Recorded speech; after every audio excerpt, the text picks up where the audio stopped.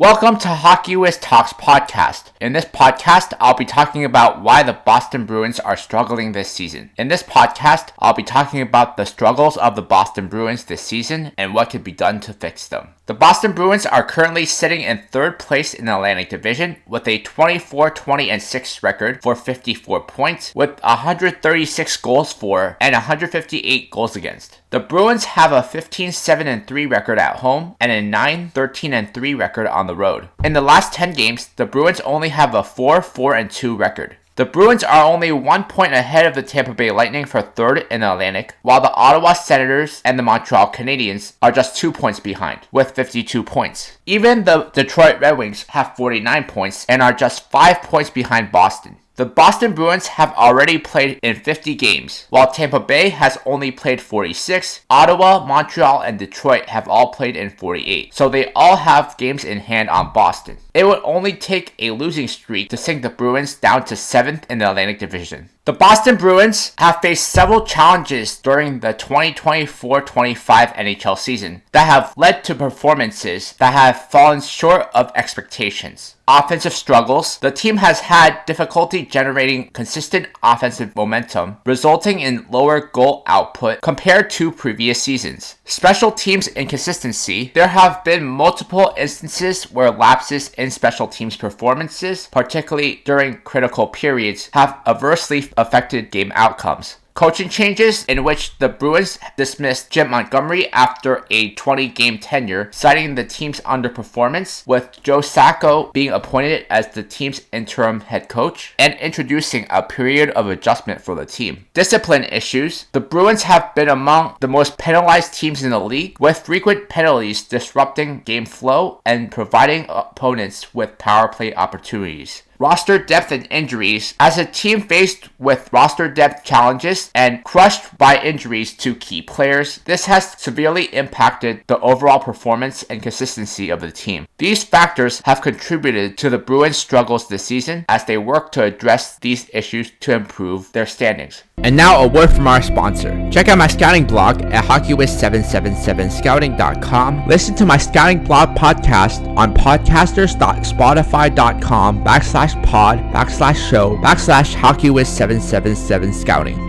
The Boston Bruins' offensive struggles during the 24-25 season have been a significant issue. Several factors contribute to their inability to generate consistent scoring, such as the decline in scoring depth, power play inefficiency, lack of transition speed, aging core players, struggles against defensive systems, and lack of coaching adjustments. The Bruins lack secondary scoring support beyond their top players like David Pastrnak and Brad Marchand. Depth forwards have struggled to contribute offensively, making the team overly reliant on their top stars. Their power play has been inconsistent, ranking lower in conversion rates compared to previous seasons. This has left valuable scoring opportunities uncapitalized, especially in critical moments of games. The team has struggled to score in transition. Teams have exploited this, making it difficult for the Bruins to create high-danger scoring chances. While players like Brad Marchand and Charlie Coyle remain effective, their age may impact their speed and endurance. This has slightly reduced their ability to dominate offensively over long stretches of the season. The Bruins have faced difficulties breaking through teams employing tight defensive structures. Opponents have successfully neutralized the Bruins' attack by clogging the shooting lanes and shutting down key passing options. The mid-season coaching change brought a system change under interim head coach Joe Sacco, requiring time for the players to adapt. This period of transition has exacerbated their offensive inefficiencies. Addressing these challenges will be critical for the Bruins if they hope to salvage the season and maintain their playoff aspirations.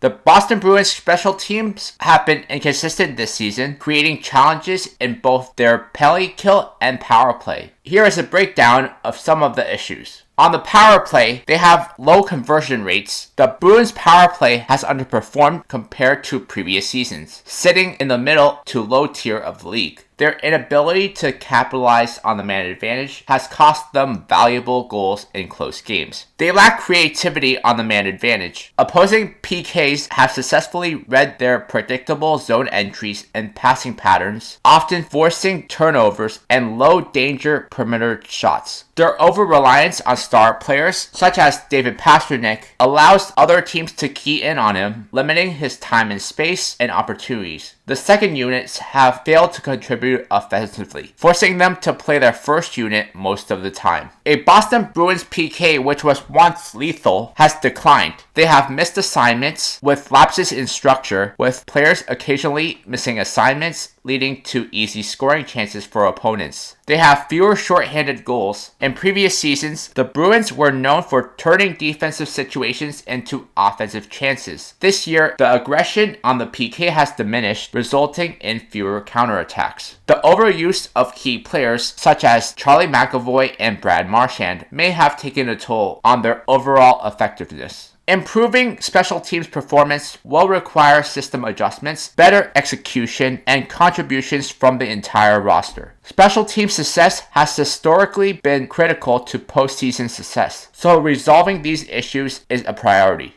The Boston Bruins fired head coach Jim Montgomery early in the 24-25 season after just 20 games, citing underperformance and the team's inability to meet expectations. The decision was made following a series of disappointing results, with the team struggling to maintain consistency and cohesion. Joe Sacco was named interim head coach, marking a period of adjustment for the Bruins as they work to implement new strategies and address the issues plaguing the team. The firing highlighted the organization's urgency to turn things around and remain competitive, given the high expectations following their historic 2022-23 regular season and subsequent playoff collapse. The coaching change also highlights the pressure within the NHL to deliver results quickly, particularly for a storied franchise like the Bruins. The shift from Jim Montgomery to Joe Sacco has introduced new systems for special teams, which may require additional time for players to adjust. Check out my hockey blog at hockeywiztalkshockey.blogspot.com. Follow me on Facebook and Instagram at hockeywiz777.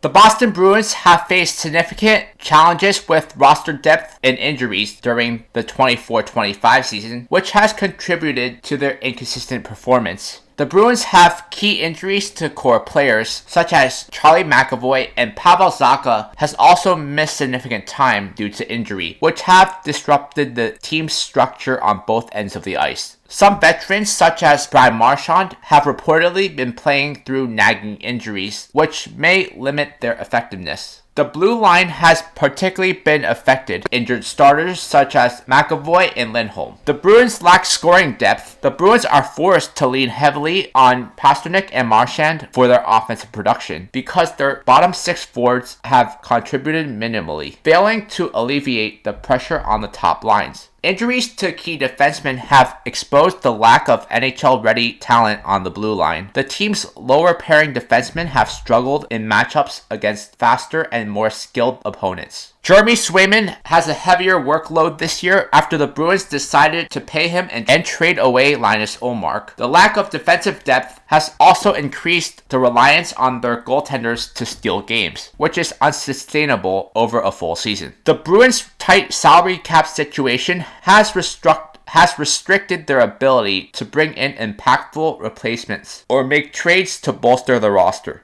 As the March 7th, 2025 NHL trade deadline approaches, the Boston Bruins face a pivotal decision: whether to bolster the roster for a playoff push or initiate a retooling phase, focusing on future competitiveness. Team President Cam Neely has acknowledged this dual path consideration, stating, "I think right now we've got to look at two paths. One we're buying and one that we may be retooling a bit."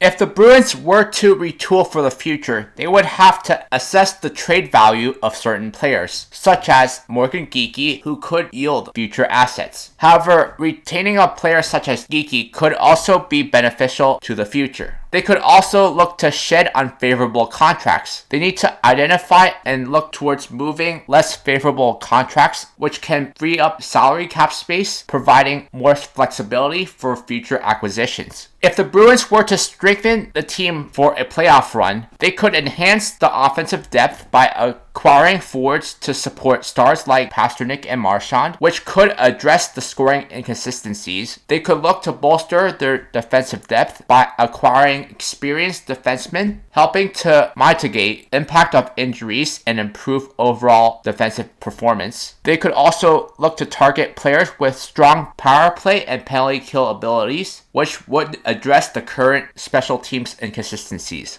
If the Boston Bruins decide to retool, they could make the following trades. Trade 1 is trading Charlie Coyle, Brandon Carlo, and Jonas Korpisalo to the Chicago Blackhawks for Taylor Hall with 50% retained, Philip Kurashev, Arvid Soderblom, Louis Craver, a second-round pick in 2026, and a third-round pick in 2028. With this trade, the Bruins dumped the contracts of Charlie Coyle, Brandon Carlo, and Jonas Korpisalo, while also acquiring Taylor Hall, Philip Kurashev, a young goalie, and a young defenseman in the process. Trade 2 is Morgan Geekie, Trent Frederick, and a first-round pick in 2028 to the Calgary Flames for Blake Coleman, Andrei Kuzmenko for 50% retained. With this trade, the Bruins add more depth on the roster in exchange for 2 players who are pending free agents. Coleman and Kuzmenko will add much needed offensive depth to the team. The third trade I would make is dealing Cole Kopke and Mark Kastelik to the Colorado Avalanche for Chris Wagner and a 4th-round pick in 2025.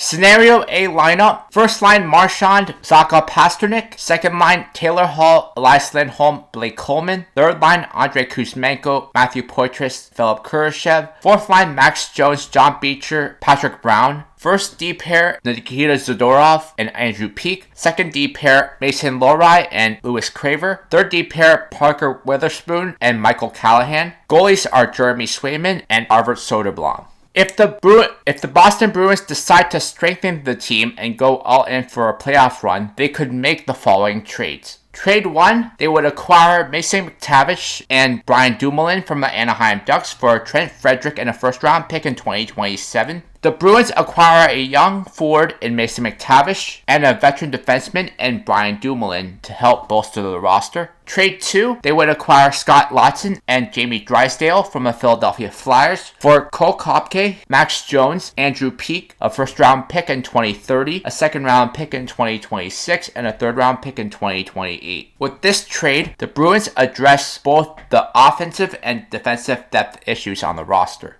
Scenario B lineup. First line is Mason McTavish, Pavel Zacha, and David Pasternak. Second line is Brad Marchand, Elias Lindholm, and Charlie Coyle. Third line is Scott Laughton, Matthew Poitras, and Morgan Geekie. Fourth line is Max Jones, John Beecher, and Patrick Brown. First D pair is Mason Lohrei and Brandon Carlo. Second D pair is Nikita Zadorov and Brian Dumoulin. Third D pair is Parker Witherspoon and Jamie Drysdale. Goalies are Jeremy Swayman and Jonas Korpisalo. Listen to Hockey West Talks podcast on Podbean and Spotify. Check out my travel channel at youtube.com/HockeyWestTravels. The Bruins' approach will depend on their performance in the coming weeks and their assessment of the team's potential to contend this season. Balancing immediate needs with long-term goals will be crucial in determining their strategy at the trade deadline. Ultimately, the Boston Bruins could still be a playoff team despite their struggles, but if they continue to have the same issues, they'll be ousted real quick. In my next podcast, I'll be talking about why the New York Islanders are struggling this season.